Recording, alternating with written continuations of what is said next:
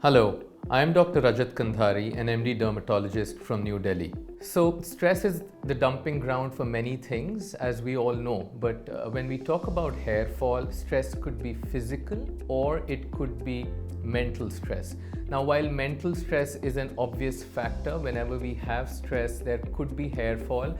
However, this hair fall can be or is typically 3 to 4 months later.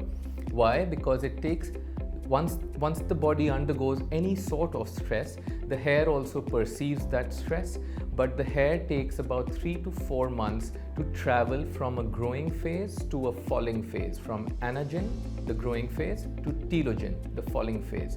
And that's when it starts falling. Typically in our hair or in our scalp, we have an anagen to telogen ratio. That means the growing versus falling ratio of 80 to 20. Whenever we undergo any form of stress, this ratio may start getting a little turned around.